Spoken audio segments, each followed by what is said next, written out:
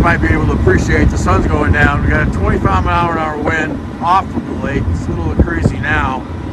And as I'm coming down the river, trying to get to the dock before the sun goes down, get the boat out of the water, at least get it in a place where it's not going to be crazy.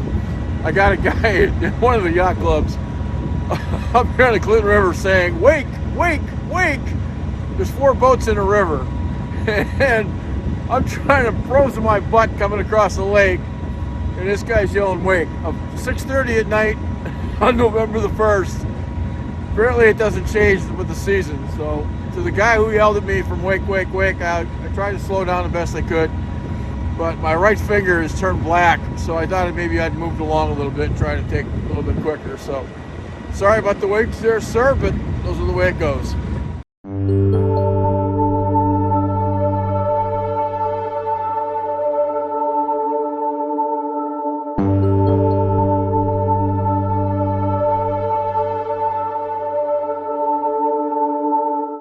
Hi, welcome back to another edition of Inside Great Lakes Sailing. My name is Greg Norman, your host. It is Wednesday, November 1st. Not too long after a snow from last night, and of course I'm taking my boat across in a bit of a wind, taking it down to the harbor to get it taken out for the season after what has been a pretty fun summer. Nobody wants to sail in this kind of weather, but we thought we'd bring you live in person. This is the last show of the 4th season. We did 24 shows this year, starting back in mid-January. We've had America's Cup guys on. We've had all kinds of good interviews with a whole variety of people, and it's been a really fun opportunity to bring you the show. We'll bring our 5th season to you starting in the mid-January, and I think you're going to see some improvements in what we're trying to attempt to do and get back and do some of those kind of regular stories about regular folks. I've learned more about sailing in the last 3 years, interviewing the best in this business, the regular folks, and just guys that like to sail race. It's been really fun learning and hopefully becoming a better sailor. We've hopefully brought you some interviews and some shows and hopefully some insight and entertainment. It's also been fun to watch. Next year we have the 100th Bayview. This is a race that's beyond prepared. It'll be a wonderful race next year. I wanted to thank an awful lot of people for this year, and I'm going to start with the crew and the staff and everybody that helps us out doing this show. And for all those kind people who've given us an opportunity to come into their houses, come into their boats, and have those conversations with us. We hopefully have been straight ahead, and that's something I think is important. Some specific people. We were supposed to do the Trans-Superior this week. We're supposed to do the Trans-Superior this year. Keith Stauber, one of the nicest guys you'll ever meet in your life. If you see the picture here, he was nice enough to send me the t-shirt and the pants that the crew wore. Keith, I don't know if I'll be around in another 2 years, but hopefully if we can work something out, we'll get up to Duluth and have some fun with all the things that you do. You are absolutely one of the nicest men we've met since we've been doing this program, and hopefully it becomes a lifelong friendship. You are a first-class individual. To the Burgoynes from North Cape Yacht Club, unbelievable. Dwayne and Dar are 2 of the greatest folks. You've seen Dwayne on the show a number of times. Dar was just sort of honored for all the work that she does off the grid, so to speak, for sailing, and she's an unbelievable asset for Western Lake Erie. Dwayne, I can tell you is the friendship you've brought has been really terrific, and that's been something I'll cherish and take care of. For all the guys at Crescent, I can only tell you thank you for all the things you've done. Aggie and all the folks that were involved in the show. It's just been a large group of people that have been really a part of this, being able to bring some things. When we started, this was to bring ideas and thoughts and a little bit of pleasure to a junior sailing program for DYRA that was involved during the pandemic, because the only thing I could really bring to the table was information, and it turned out to be a pretty cool show.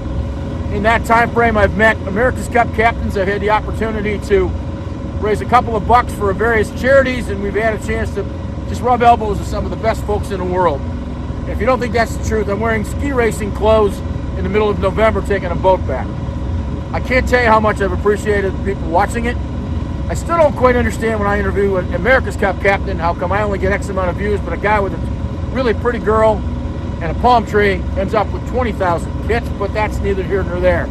Maybe next year we'll have to invest in some palm trees for the front of the boat. That's another story for another day.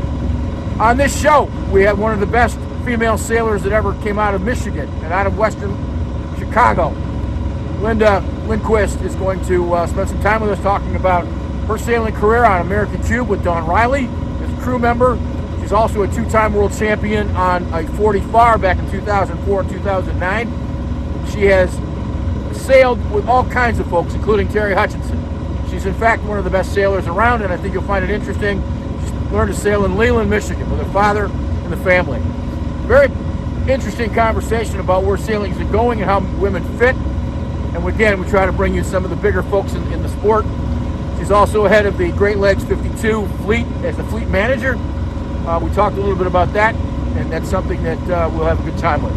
Dwayne and I are going to have a conversation about some action that happened in the Great Lakes 52 fleet. We're going to give you a little bit of information about the finish of the season. U.S. Sailing right now is working on a redress for scoring, and that'll be self-evident when we get done talking about that discussion. So hopefully that'll be a part of that. We also got a chance to see Nagy Mata's boat taken out of the water. And then we also spent a little time with Pam Westra, who is the lady that owns some tiny houses way up in Muskegon. You get a chance to check it out, check out part of the story. We'll take care of those things. I can only tell you that I really appreciate all the work and all the opportunities that we've done towards this. We want to bring another season to this. Our hope is to get to 200 shows within the 2 or 3 years. The love of sailing is something that's hard to explain, but it is what it is. It's just been fun. It's one of those things that happens. We wish you the best winter. Hopefully we'll see you out on a ski hill somewhere. And until next spring, up again, until next spring, we hope you follow and enjoy the shows, and we will certainly. One of the things we haven't done, and I guess I probably should subscribe and like and all the other kinds of things, we certainly want to build our audience. So if you want to push whatever buttons you're supposed to push, that's cool too. I don't want to do the obvious because I don't want to be promoting the show that way. But nevertheless, if you want to subscribe, that would be very terrific. Last, we got Linda coming up next. Stay tuned. It's a great interview. And again, thank you so much for all of the work and all of the opportunities for watching the show this year.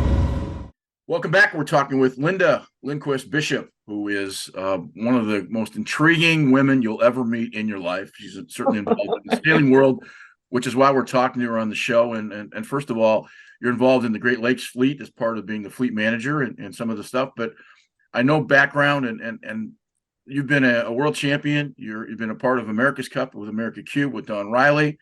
So we just wanted to have a chance to talk to, we're finishing the show on sort of on an estrogen streak. We're interviewing 4 young ladies from Grosse Pointe South High School who are in San Diego to finish second in their fall races. So first of all, Lynn, thank you for taking the time to spend with us, and hopefully it's been a good summer for you.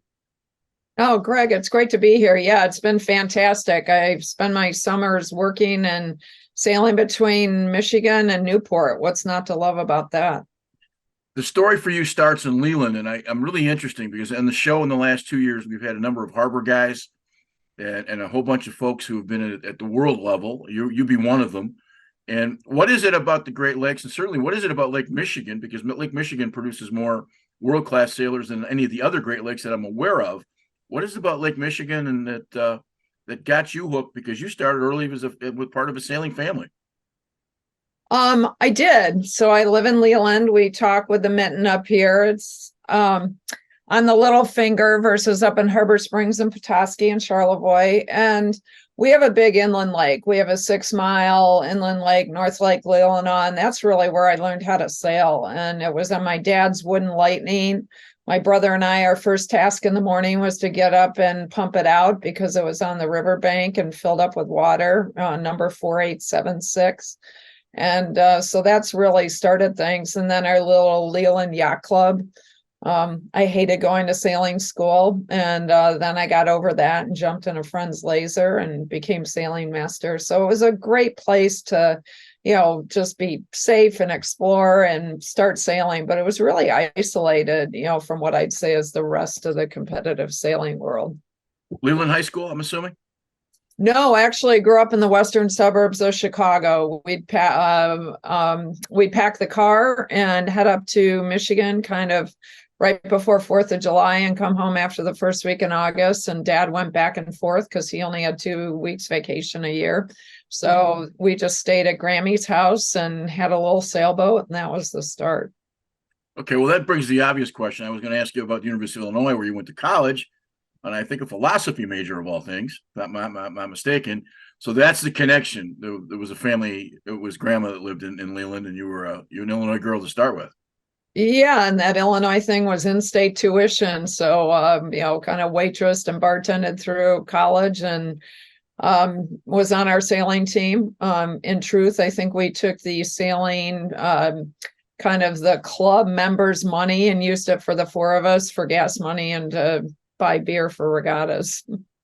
Club college teams are very important because a lot of times, not everybody gets to go on scholarship, but so that's None of us did. Nope. I always like to ask the question, what was the other road? If sailing hadn't have popped up and the entrepreneurship that you'd gone involved in, what would a 30-year-old Linda Bishop be doing after her philosophy degree from Illinois? What was the second trade? What was plan B? Oh, well, that's kind of a scary path because a little known fact is I played tenor sax for 11 years and wanted to be Candy Duffler. Played in smoky bars down in Chicago. And I love that whole culture. And I'm terrible. The horn is still in my closet in Michigan, but I think sailing saved the world from my attempt at that.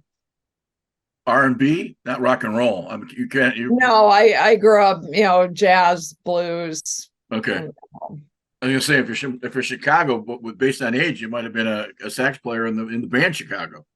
That might have. Oh gosh, I had every album, the horn sections, and then Maynard Ferguson and all the musician types were our big heroes back then. Was your entry into big boat sailing sort of gradual? Because you started with J24s and you kind of worked up. Eventually, in the early part of your career, ended up on a 70 Pied Piper, which was one of the Maxis. That was one of the sort of the first boats before 52s came to the lakes. What was the progression for you in the early days? Instant. I went from J24 to Pied Piper. So at the time I was working for a company that was eventually bought by Interlux, the paint company. We were a specialty company out of Sweden that made a paint called VC17M. It was a thin Teflon coating, and I was hired to go paint this very first ultralight displacement 70-foot boat that came to the Great Lakes, and got on scaffolding up at Irish's with everybody watching and sprayed the boat. So that was really my entree onto Pied Piper and going from a 24 to a 70 in about a week. Is your ascent all the way through, even to now, has it been the ambition of persistence and getting after it, or has it just been sometimes some of the things have been very fortunate that one road led into another? Great question. I've had many, many, many people ask that over the years, and it brings up a big topic of mine that's a passion as far as pathways. But it's really about finding your expertise. The thing that got me on Pied Piper was my painting and coating expertise. I then went on to Interlux and became, other people's words, but one of the experts in low friction bottom coat systems in the world. And so that provided a lot of opportunities. So when girls and people ask me, well, how do you get to do what you do? I'm like, get really good at something, whether it's sail making, whether it's, winch maintenance, whatever, photography, but something needs to be your thing, whether you're male or female. How does one gain a bottom expertise with a philosophy degree in college in the paint business, especially boat paint, which I'm guessing is we all know that product is basically copper based. So what is it? How did you learn, and what is it that you found out about to become the expert? That's a great question. No one's ever asked me that, Greg. It really came from my latent, probably unidentified life passion at that time of entrepreneurship. I went to work. I left one entrepreneurial enterprise in Chicago making bright colored plastic briefcases, and then went to work for a gentleman that was importing this Teflon bottom coat system. And we were looking at a lot of other companies. So I really cut my teeth and kind of looking at deals and evaluating companies. But that's how I landed in the paint world. And then when that company was purchased by Interlux, as I say, I kind of went with the truck of paint and came out to the East Coast, and that's how I ended up on the East Coast. Okay, so you learn your craft, as it were. Yeah. Okay. You must get a kick out of all the memes lately, especially with, VC-17 has been banned in Canada. You see all these different stories about the actual paint itself. Are you familiar with any of this? No, I haven't followed it, but I was at Interlux 6 years, and it did give me a crash course on EPA registrations and all the things that go with that. We actually launched a product called Viridian, which was a non-toxic water-based silicone coating, which was used for the intakes of hydro plants, and we were working on putting it on big boats. I did a really cool product launch down in Fort Lauderdale, and that product never hit the market because it was too difficult to apply. But yeah, like anything, if you want, there's trade-offs, and if you want your boat bottom clean, something's got to keep it clean. And improving environmentally, that kind of leaching toxicity has been something the paint industry has worked toward for decades.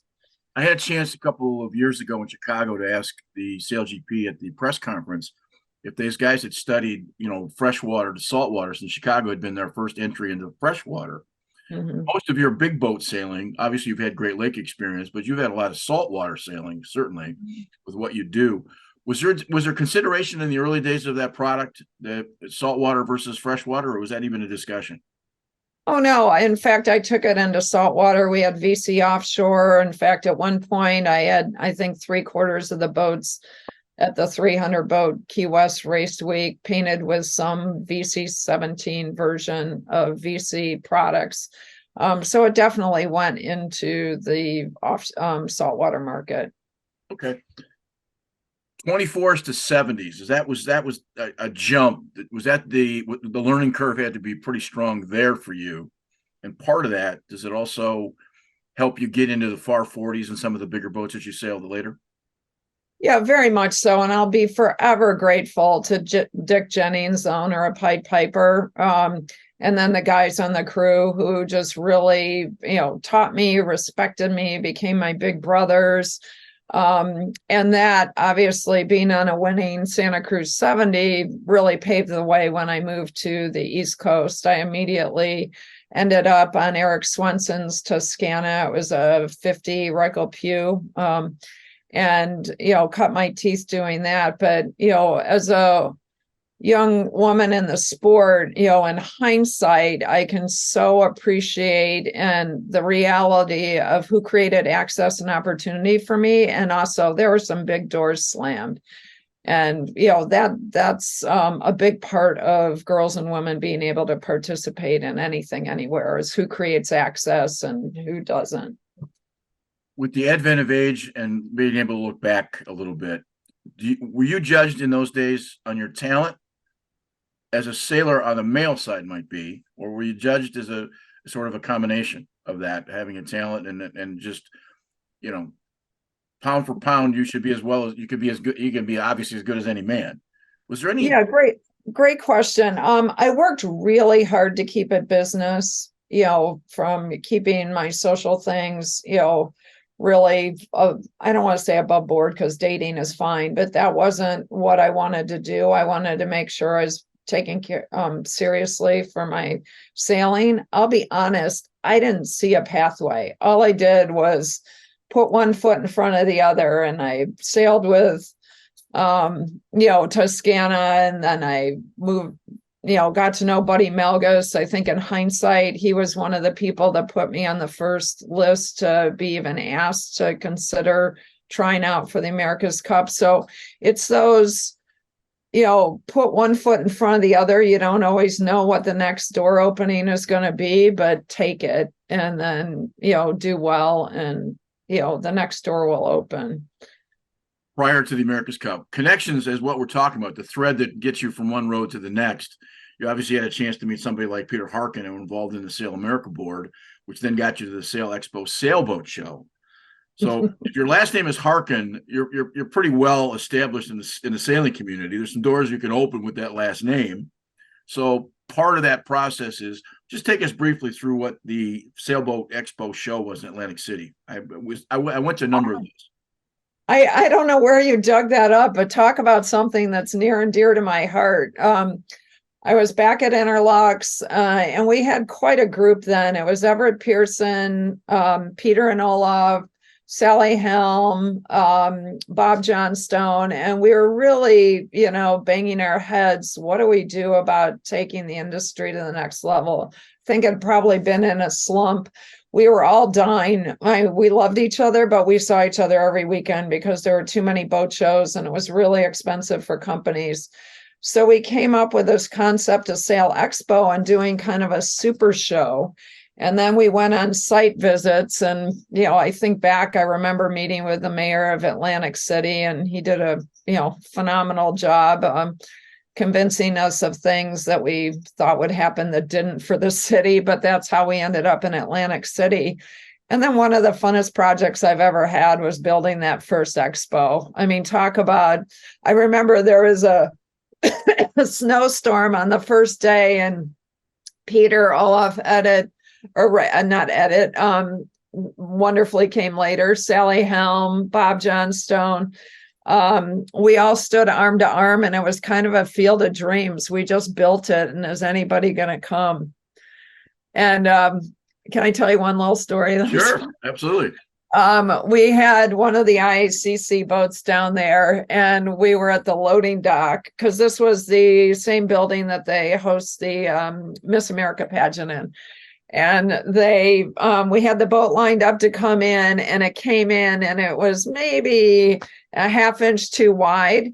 And we were all just, oh no, this was the centerpiece for the show. We're putting the rig up, the whole deal. And Peter said, just pull her in.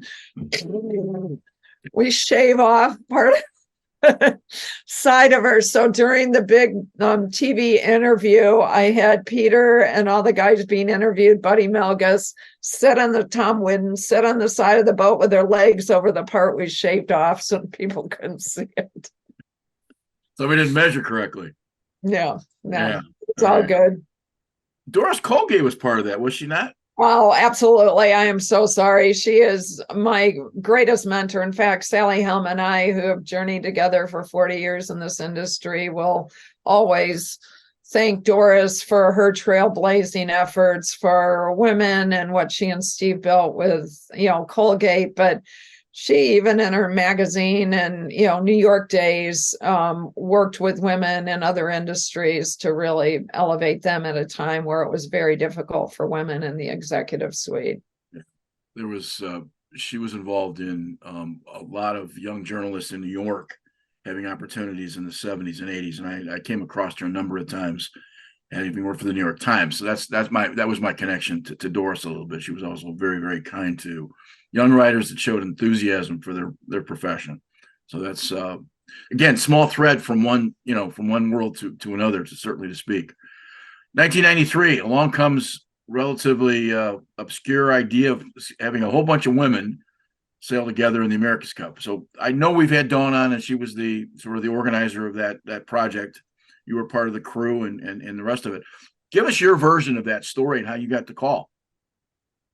Oh, great. Yeah, I mean, we really have Donna DiVerona, the Olympic gold medalist, ABC sportcaster, to thank for this, because she was the one that put the bug in Bill's ear that, hey, have you ever thought about doing this with women, which is bittersweet because, first and foremost, I have to acknowledge every man that won in 1992 on America Cube, because what that must have felt like. That'd be like winning the Stanley Cup and then saying, thanks, guys, we're going to bring in this women's team and they'll defend next year. I mean, I can't imagine how raw that was. And yet some of those guys stepped up and became our amazing coaches in 95. So to your question, I was sitting in my office at Interlux and I got a call, and I shut the door, and a guy named Rick Wrightson told me they were going to put this women's team together. And he actually was asking me at that time to work on the business side.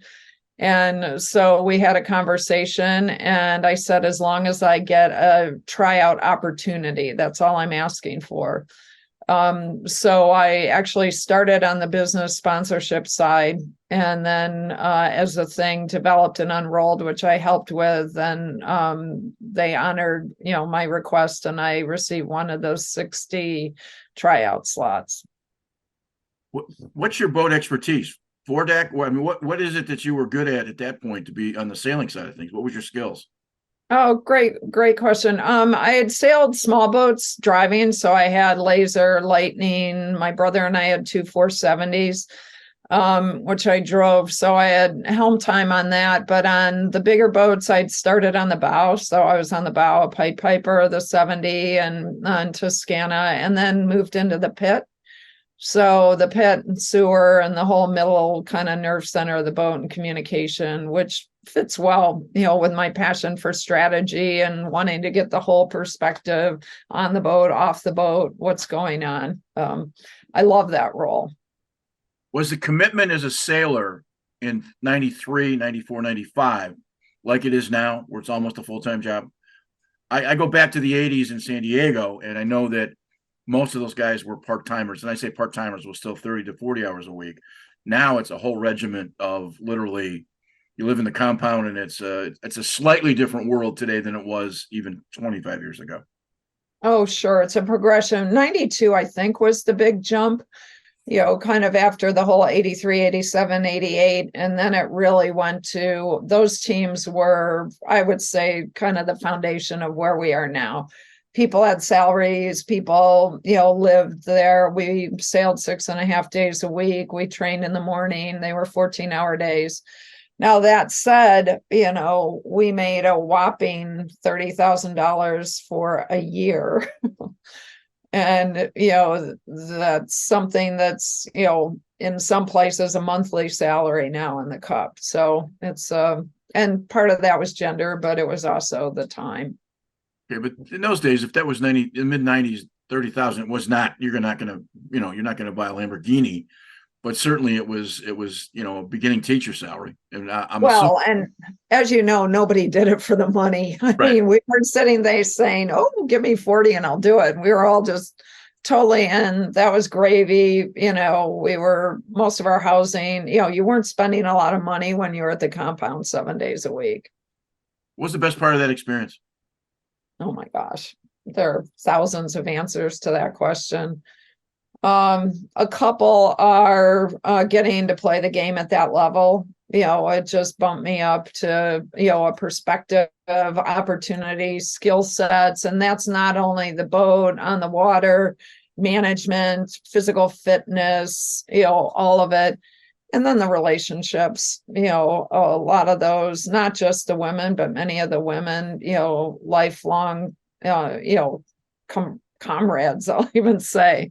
We've been through the good, bad, and the very ugly together. And, that really shows your mettle and commitment to one another. But, the privilege of being able to focus your life at that level, as we used to say, if it doesn't make the boat go faster, you stronger, or raise us more money, we didn't do it. And I think that was really true. I watched marriages break up. We were exhausted and we were out putting our suits on to go meet a sponsor, so it really, that sounds hard. I think it's an incredible luxury to be able to live that focused a life toward a goal. Yeah. Yeah, it's certainly got to be a great opportunity. One of the questions I've been able to ask throughout my career of folks who participate for their country, when you pull on those stripes and stars in that race, you're not representing San Diego Yacht Club or Leland, you're representing your country. So my question to you, and I've asked this of almost everybody I've ever interviewed that's been a part of a national program under the flag process, was it different for you when you realized you're sailing for your country, not just sailing for, whatever it might have otherwise been? Oh, I'm incredibly proud to wear the red, white, and blue. I mean, I honor everyone, in any country that, supports their efforts. That's the great part about the Olympics. It's a privilege. And I will say that we had an and with that, because the and was girls and women, which other teams didn't have. And with that, I always said, because my other hat was sponsorship and I'd be out pitching companies in New York, and I really never sold sailing. I was never selling against Stars and Stripes or Young America, because I was selling the opportunity, breaking the glass ceiling, doing, being out there in an equal game board with the men. And that's what resonated. It resonated with sponsors, the media, and the support from women was kind of staggering, Greg.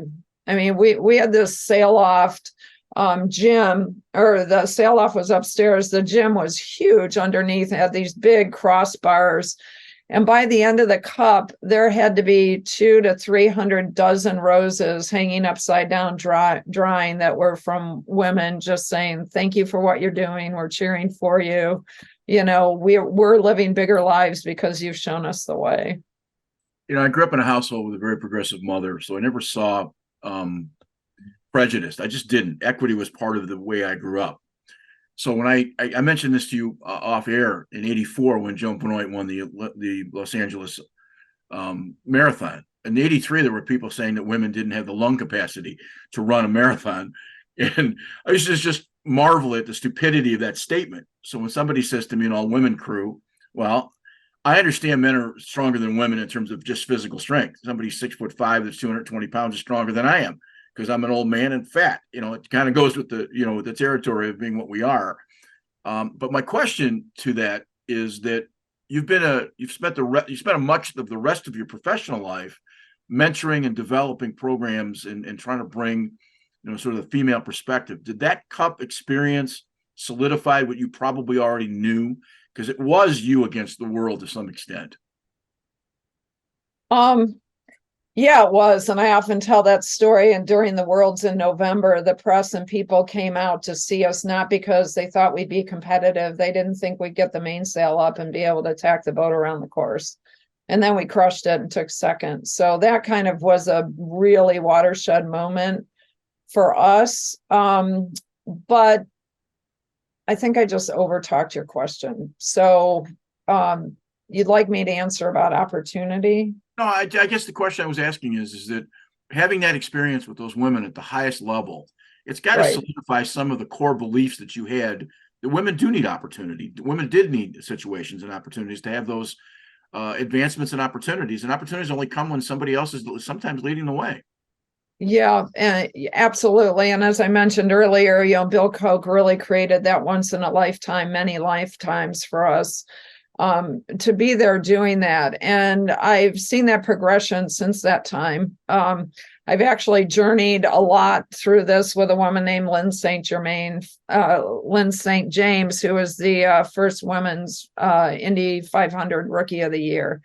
And we've spent 30 years, fighting for designing things to create pathways for girls and women in motorsports and sailing, because they're a lot the same. Yes, there are some physical issues, but the boats and the cars are great equalizers.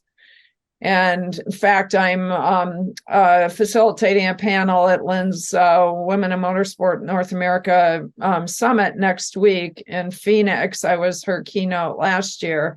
And it's all about talking about and inspiring these pathways, both for girls to get on them and for other people to create access and solidify these pathways for participation.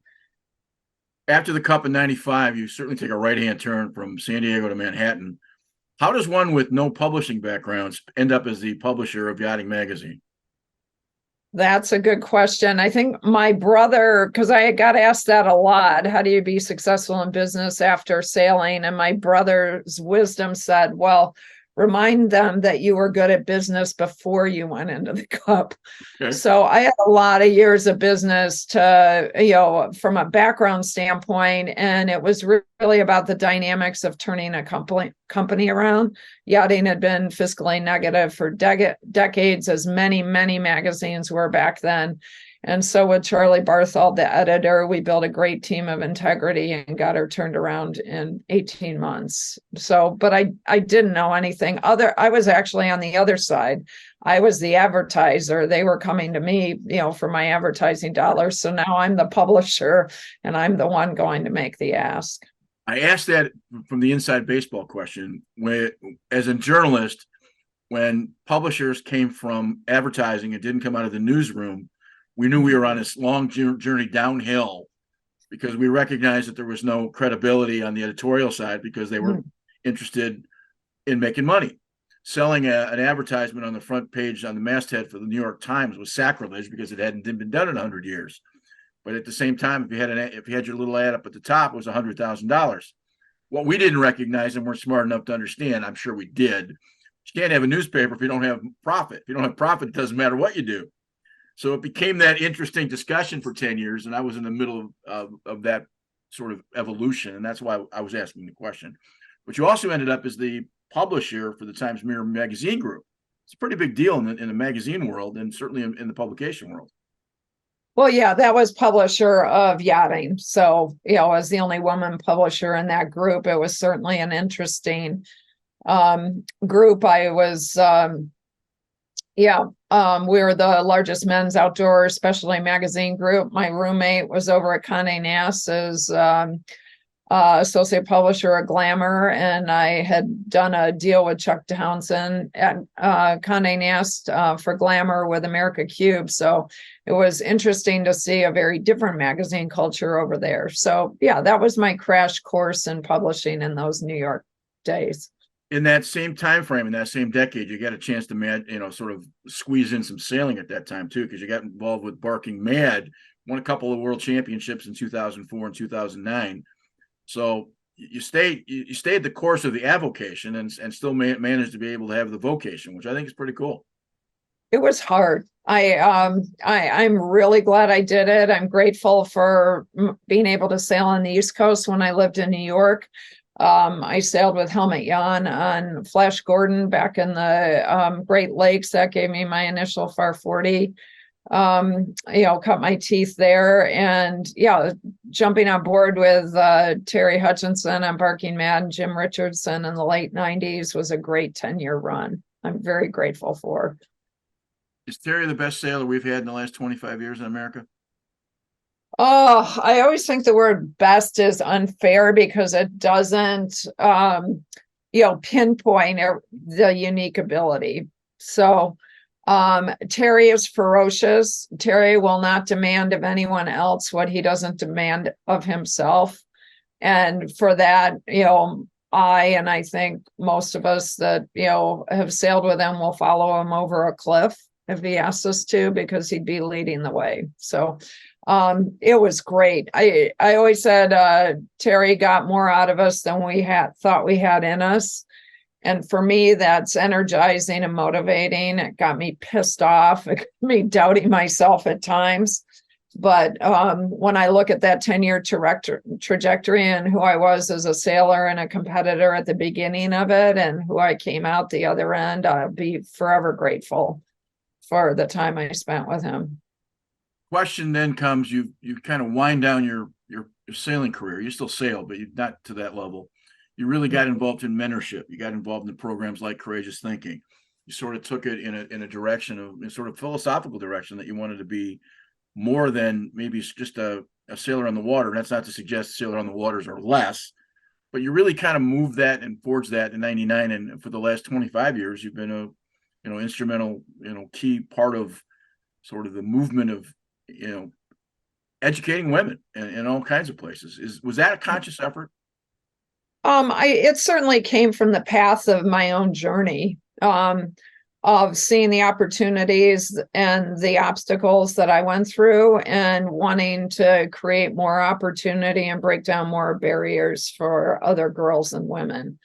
I really believe, it sounds so cliche, but you can't be what you can't see. And men so often completely discount that because they can see it everywhere. That's the world we live in. So, and this isn't a one and done thing. Girls that are coming up, today need to be able to see, maybe not me. I think I'm too old and my peers are for those girls, but they need to see, women in their 20s and 30s that they want to aspire to. In fact, I was just at a awards event in New York on Thursday night for Power Play, and it was founded by Ellen Markowitz, a fellow elite athlete. 25 years ago, and it's about creating and empowering girls, to play who have very little opportunity in underserved areas in New York. So there's just so much need, so many places that we don't take our foot off the accelerator on, pushing opportunity. The letter in the background you sent me, I had a chance to read through some stuff, and I'm a George Carlin fan, and more importantly, words are important to me. And there's a line here. It says she facilitates strategic clarity and alignment for leadership teams and individuals in times of transition as the foundation for making the best decisions to achieve success. And my grandmother would have taken that down to about 4 sentences. Says, "Get your head out of your ass." As far as that same approach. That's my job. Right? No, but you say it so eloquently in the statement, and that was kind of my question. Do we, as part of mentorship? And I'm a real big words guy. So to me, coaching at its best is the least amount of words with the most clear meaning. The U.S. national ski team has edging conversations, and there's books written on it. And I tell my little kids to put their big toe down, and they put their big toe down, and the ski goes in a direction. You know what I'm saying? Sometimes we complicate it more than we need to, which brings me to the larger question: do we make this men and women battle? Do we make it more difficult than it needs to be because we don't see each other? Are you speaking specifically on sailing or all over? Just in your experiences, both in the corporate world, I look at things and I don't see the prejudice that others do, and that's just because I look through different glasses. But like I said, the 84 Olympic thing with Joan Benoit, the marathon, it doesn't resonate with me. So when I see those kinds of statements about the clarity of things, sometimes it's as simple as just looking past the premise and just seeing what's there in front of you. And one of the things about sailing, when you get on the boat, either you can or you can't. It doesn't matter whether you're a woman or a man or a Martian. If you can, you stay. If you can't, you're gone.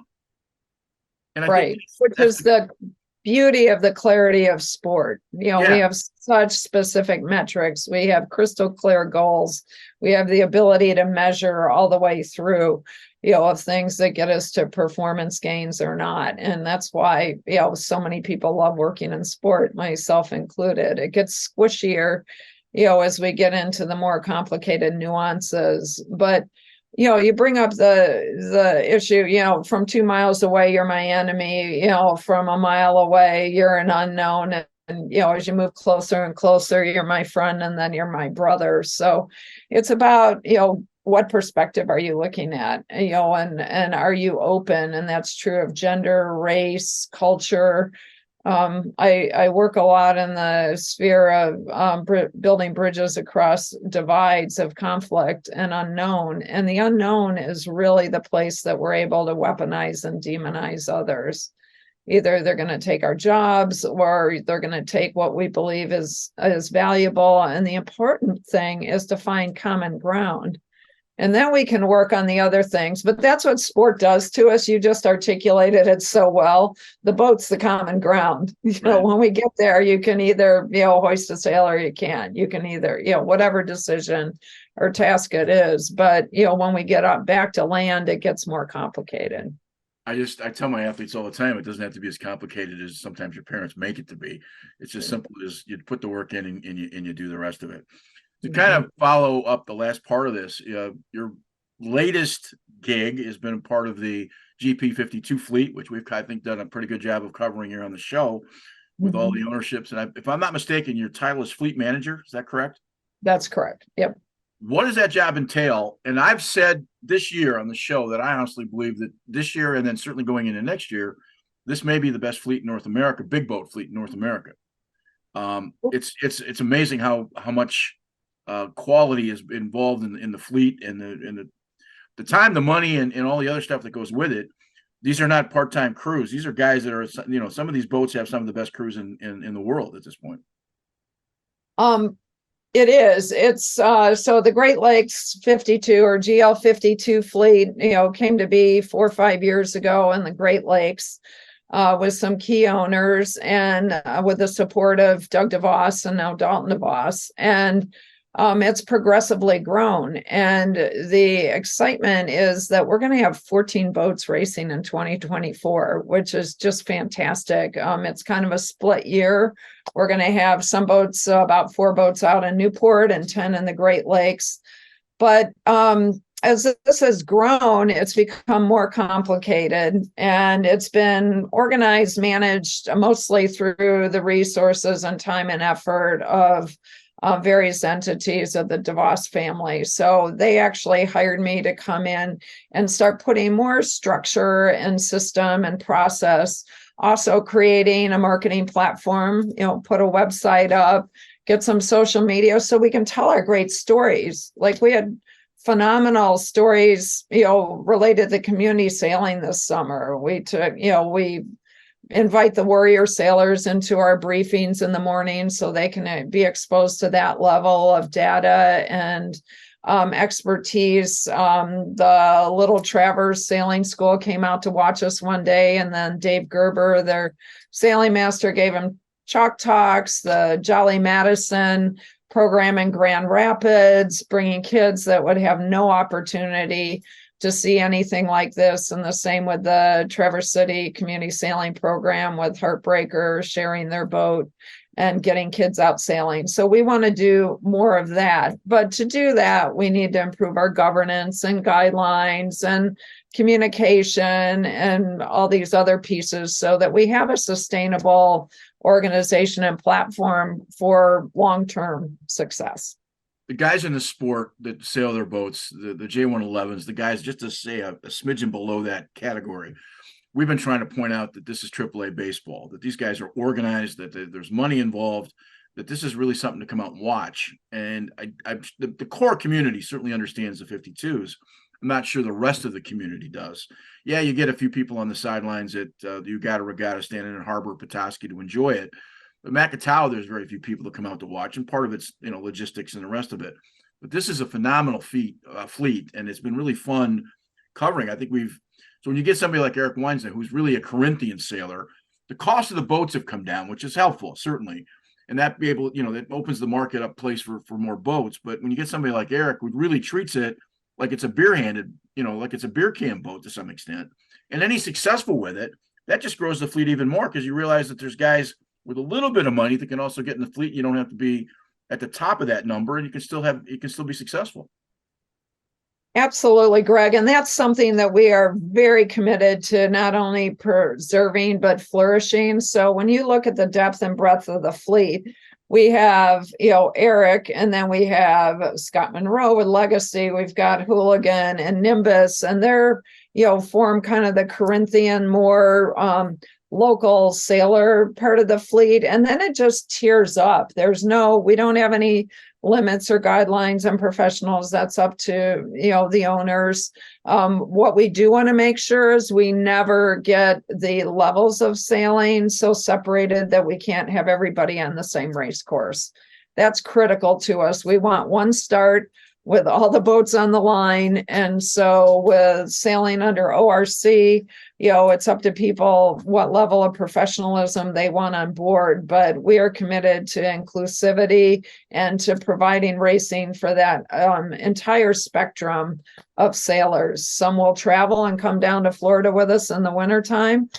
Some won't, and that's great. But we want to make sure that there's a great place for everybody to race together.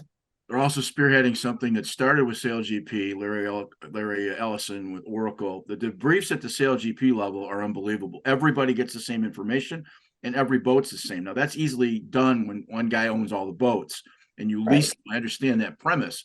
But if you look at the debriefs over the last couple of years within this fleet, within the 52 fleet, both video and otherwise, it's how do we get the back? How do we get the guy at the back of the race up so that we're even more competitive? So my point to it is that the sort of this discussion and driving, I've watched, Cal 25 fleets have almost get in fistfights over a hot dog because somebody was at the start line the wrong way. And I think it's driving the conversation from a sportsman standpoint, coming downhill as it comes to SailGP, the briefs you guys have. That's going to filter down into the other levels of the sport. And that only makes it stronger, because if you have more information, you're a better sailor. Well, exactly, Greg. And that's how this information sharing started, with Doug DeVos and Quantum, kind of funding all this, bringing in Farley and other coaches to really up the whole fleet. Because we know if we can, improve everybody's performance, we're going to have that much more fun racing. It's going to be more appealing and less scary for people to come in. So that morning briefing where, the time and money is spent to capture the drone footage, the on the water footage, the sail comparisons, we have people on the water out taking all that information and then processing it for the whole fleet, which is a big commitment. And, that's thanks to Quantum and to Doug right now have been doing that effort to raise the whole game for everybody. Absolutely. Last question. Your husband Brian's a retired Air Force general. Mm-hmm. Is he a sailor? Yeah. And are you does he sail? And then the follow-up question is, I can't imagine him not being a sailor married to you, but that's the same question, is how often do you get out and just casually sail? I do, not with him. He flies the planes. I sail the boats. He's gotten into the Dragon 95 remote control racing. I bought a couple of those and he's enjoying that. So, yeah, that's his. He's a F-16 pilot, was commander of the Thunderbirds and a 2-star. So the whole aviation world is his ball game. And how often do you get out? Sailing? Yeah. This summer I had a blast. I raced with Nancy and Clay Deutsch on Tinky, their Shields. We have a phenomenal fleet with 25 to 30 boats every Wednesday night. Kind of a mismatch of Olympic, America's Cup, round the world sailors and little wooden boats, which is a blast. And then we have a great fleet, the New York Yacht Club IC-37 fleet. And then I've been able to jump on starting to do more of the senior tour type things, the classics. Was down in St. Bart's for the first time in March, which was great. And, enjoying some of the bigger, more comfortable boats too. Listen, I appreciate your time. This is the last show for our 4th season, believe it or not. This is, I think, show 115, 116. So we finish off with one of the best interviews of the last couple of years. I appreciate your time. And it's been really fun. So thank you for that opportunity. Oh, Greg, it's been great to get to know you. Thank you so much for your support of youth and sailing and skiing, of sailing in the Midwest, and especially of our Great Lakes 52 fleet. It's really appreciated, and we look forward to being with you in 2024. I want to thank Linda Lindquist for taking some time out to talk to us a little bit about her sailing career, the American Cube races with Don Riley, and quite a landscape of racing, a 2-time world champion and a fleet manager for the Great Lakes 52 fleet. I know sometimes I refer to it as the TP, the GP, and sometimes not the GL, the Great Lakes 52 fleet. And that's all because of the acronyms that come with it. You get a little bit confused. Obviously, the TP is Transpac, and the GP is the Grand Prix fleet. So we understand the GPs to the TPs. At any rate, we'll try to keep that straight and move on with this. So we want to thank Linda. While we're driving across North River Road, we're bringing the boat out of the water. We got a chance to see the boat that completed the loop, the Great Loop with Nagy Mata, who was on our show most of the year, kind of taking that year to go around down the Mississippi rivers and then around through the intercoastal highways and then back into the Great Lakes. We saw his boat taken out of the water for the first time at Sarnes. We just thought we'd get a couple of pictures of it. I'm not even sure Nagy knows we were doing this. We thought we'd take a couple of seconds out. We just found it interesting that boat had spent a lot of time traveling around over the last year, and we appreciated all the episodes that Nagy brought to us. And we took 5 seconds out to go up to Muskegon, and Pam Wester owns a Tiny Digs Lakeshore, which is a conglomeration of small, tiny houses right outside of the marinas areas up in this northern part of Lake Michigan and the Muskegon area from downtown and a little bit west. There's a couple of social streets and social districts up there that she's involved in. And we got a chance to spend some time. First time actually seeing and living for a couple of days in a tiny house, and it was amazing. As you can see by these pictures, it was pretty cool. It's not what I expected. I guess I was expecting probably to see a TV inside, but we had the computer with us. We got a chance to watch that. And it rained for a couple of days. But if you get a chance, all the information is right here for the Tiny Digs houses. If you get a chance up in that end of the world, take a couple seconds out because I think you're going to find it very unique from what you normally would stay in a hotel. And we wanted to thank Pam for that opportunity. And after seeing all of the videos on YouTube that we watched over the last, I don't know, 2 years or so, watching people develop tiny houses, we actually had a chance to stay in one, and it was a great experience. So I want to thank her. And if you get a time, they're open most of the winter, so take the time to give her a call, and appreciate all that information. So we'll be back in a second. Welcome back. We're sitting with Dwayne Burgoyne, who is sort of our resident expert on rules and ideas and all the rest of it, the North Cape Yacht Club guy. Dwayne's been on the show a number of times. First, before we get into the topic we want to talk about, Dar was just awarded, explain what that is. Dar was just awarded the Sportsman of the Year award for Associated Yacht Clubs, which is 31 yacht clubs down in the Toledo area. The award was given to her for outreach programs, basically. She volunteered to she's done collegiate sailing last year, she's done some veteran sailing, she's done, we did the Spectrum sailing, which was on the show before. That's the autistic sailing. It was very rewarding for both Dar and I, and it was really nice to have Dar, who many times is behind the curtains when I'm doing things, to get an award. I think she was very tearful, so that was kind of a fun thing. I was nervous when she was getting it, but she was great and appreciative, and talked about volunteerism and how rewarding it is to volunteer. A little bit of a surprise to her the way you set up. Oh, absolutely. Kind of gave her an award when she wasn't really kind of looking. She wasn't aware of that was going to come, and then the letter came out and it said, "We, the members of North Cape Yacht Club, would like to nominate." And all of a sudden, I saw a smile come across her face. If you're not aware, it's obviously Dar is Dwayne's wife of many years, and also an instrumental part of sailing and sail racing, certainly in Western Lake of Erie. Absolutely. So certainly a deserving award. We want to talk about a subject, and we weren't sure how to approach this, so we're going to talk about sort of the understanding. If you're not familiar with the Great Lakes 52 fleet, it is something that has been around since 2020, and we've been a very integral part of the covering of the events and covering all the rest of it. About 2 weeks ago, there was a redress on the final scoring that was done before the Macatala Championship, which was the end of September. And we want to kind of just touch the edges of this story because U.S. Sailing is yet to give a final ruling on an appeal. But essentially what happened is that 2020 they wrote the rules. They all agreed to the rules for 2021 and 22. In December of 22, they put out the NOS for the upcoming 23 season. Everybody signed off, everybody agreed, and it was what it was.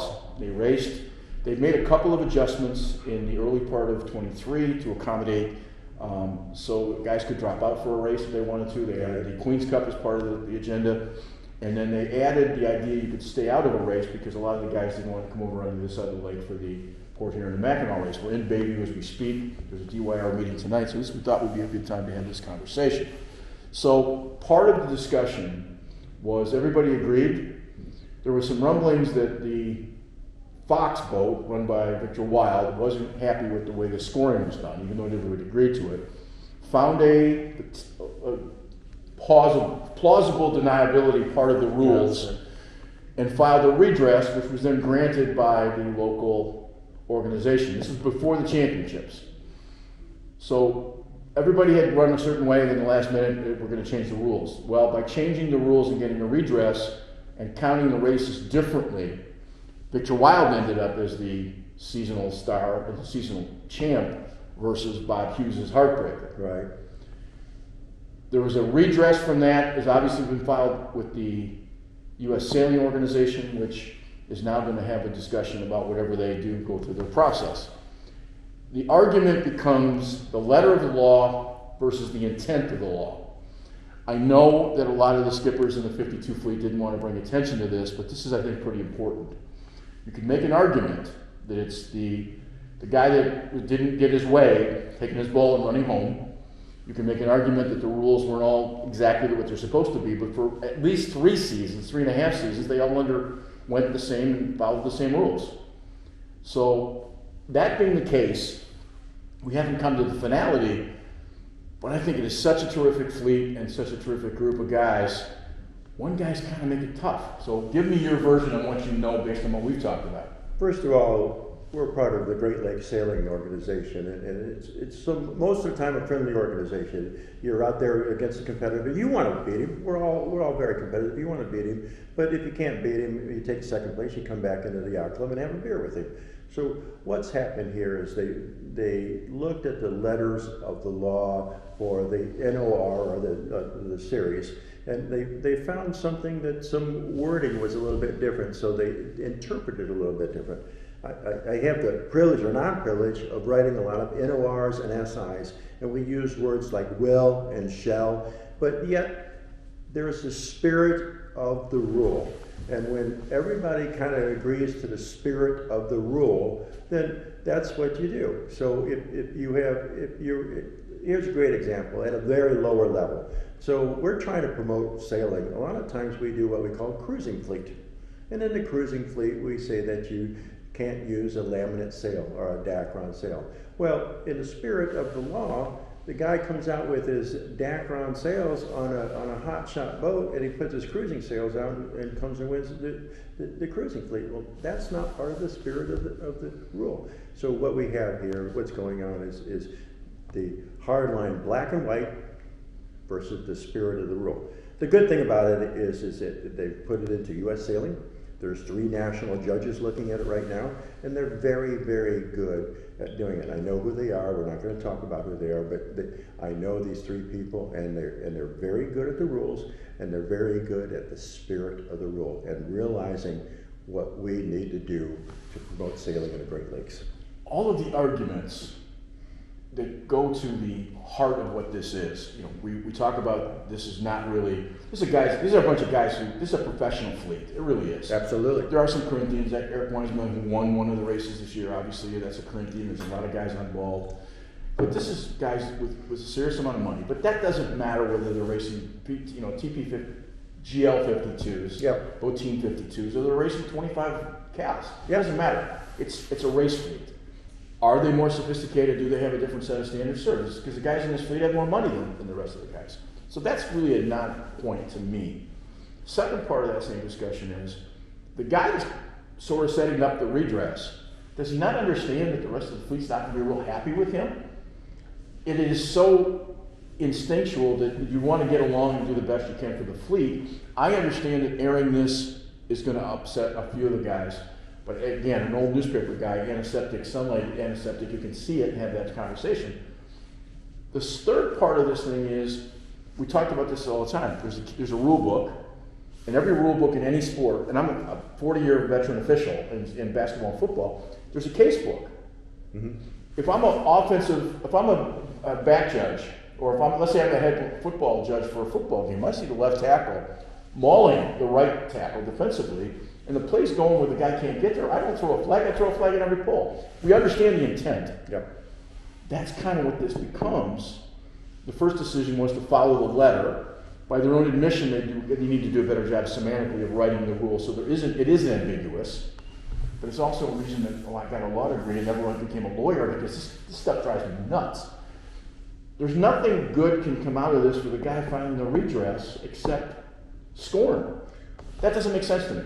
We realize that the Great Lakes 52s, like the Great Lakes 70s, for a guy like me that sails in the PERF or ORC fleets and the 35-foot boats, when we go to Queen's Cup, I'm walking down the docks, and here's these ultimate boats for Great Lakes. They are the highest level. Yeah. They are the very highest level. So you think that they're not only racing at the highest level, but they're following the rules at the highest level. This is the fleet that everybody's looking at. We also know that we've saw, anybody who watches America's Cup for many years, there's way too many times that we're in the judges' chambers for that thing. And as we discussed before about San Diego, this is not law. This is your rules.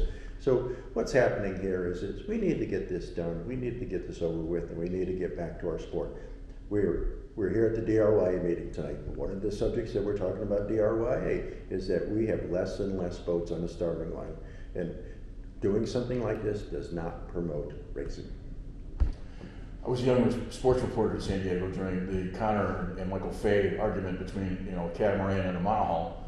Bruce Farr had built a huge boat, and there was all kinds of discussion. And I basically have said it a couple of times on the story in the exhibition race before they started the actual cup. Here comes Connor with his, Marlboro Spinnaker, and here we come considerably far behind. A bunch of us had started working as volunteers for Stars and Stripes. We ended up actually working for the New Zealand guys because they were nicer to us as volunteers, and we weren't working anything related to sailing. We were working as writing press releases and doing some of the jobs they didn't want to pay for. We ended up putting a Surgeon General's warning up as a spinnaker coming around, and it got on every newspaper. Well, at the end of the races, we found out, despite the fact that Michael Fay was a really good guy during the race, at the end it turned out he was no different than Dennis. He was kind of an arrogant kind of guy, but maybe that's another point for another time. I'm just shocked that this. Let me ask you a straight question. Do you see it overturned from its original decision? Or do you think it stands? Oh, I can't do that. Okay. I mean, it's from the data that I have. I look at it, and I have unfortunately been in situations like this, and we look at the spirit versus the word, and all I can say is I know it's in Area E right now. I know the 3 people that are going to do it are going to do the right job. Okay. So let me ask a better question. And typically when it gets to this level, does the spirit of the law have some value to those judges looking at the process? I believe so. Okay. I believe so. And whether or not it's the Great Lakes 52 or it's the Cal 25 on a Wednesday night that somebody didn't go properly around the mark or something like that, they look at it exactly the same way. I understand the competitiveness, and I understand that not everybody gets along necessarily in every situation. When you throw these kinds of guys together in a big fleet, there's some wonderful guys, and maybe there's on the water guys, and there's their off the water personalities. And when they're spending the kind of money they're spending, I get that aspect too. It's a big deal. This is AAA baseball at its best, and we've said that since the very first. This isn't beer can racing on Wednesday night. I understand the consequences. I hope, and again, this is just a neophyte making a decision, would nothing be better to see that rule written better. Yep. And going back to the intent of the law, because we go back to, again, as an official, the guy who blows the whistle the least that can still control the game. I still in my mind fathom this is a guy that just doesn't have the right ball. He wants to pick it up and go home. And that's an editorial, decision on my part. We're gonna follow this. We wanted to be able to at least have the conversation about it because I think it's huge, not because of hurting or helping the fleet, but by sort of, talking about something that no matter how far up you go, there's still conflict in this sport, as there is in every sport. Absolutely, whether you're racing a Jam B on a Wednesday night or you're racing a Great Lakes 52 across for the Queen's Cup, But unfortunately, because this is such a high level, it makes the media. I think of the coin flip in the Super Bowl when the Pittsburgh Steelers were there. They called it, and there was a little question whether it was heads or tails. It's interesting enough, as a high school and a college official, we would never flip a coin without being very clear about what the coin was. The guy that called it was the old fullback from Detroit and played from Notre Dame. Rocky Blair. No. That doesn't matter. Doesn't matter. Yeah. He was a public school kid here in Detroit, and the reality to it was those were games that were played in the city. If you officiated the city, you just expected that. So, young man, what are you picking? Heads or tails? Yep, gentlemen, it's all very clear what we're calling. At the Super Bowl, they didn't know to do that. So you can faux pas at the highest level.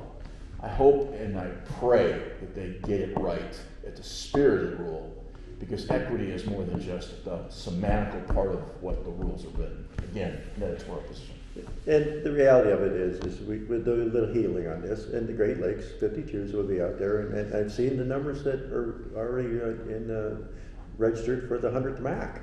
So, I mean, it's like we need to get over it, we need to heal a little bit, and then we get back out. And of course, we're going to go back and look at the rule and maybe dot some I's and cross some T's.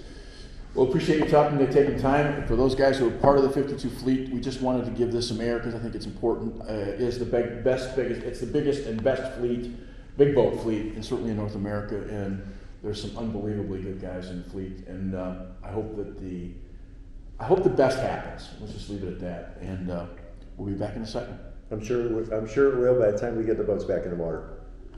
And on that note, we'll be back in a second. I wanted to thank you, Linda, for spending some time with us. Last thing I'd mention is I just wanted to thank all of you for watching the show this year. I've been the front part of the show. We kind of explained all those things. It's just been a real labor of love and something that's been absolutely fun to do. And we've met a lot of people along the way. Hopefully we've entertained you, and hopefully there's been a few stories. And my goal is that you hopefully learn something, because I certainly have learned a lot in the last 3 or 3.5 years. Hard to believe we've done 115 shows in 3 years, but content, as they say, is king, and we'll try to bring you another 24 shows next year, including, again, that Mackinac. We may actually take the Reliance here, our O'Day 30. We can figure out how to pay for all those extras and the rental fees and all of the entry fees. Who knows, you might find us on a race course. But to Keith and Dwayne and to Leslie and all the folks that are involved in this, Nagy and everybody, thanks for watching. We'll see you next year in 2024.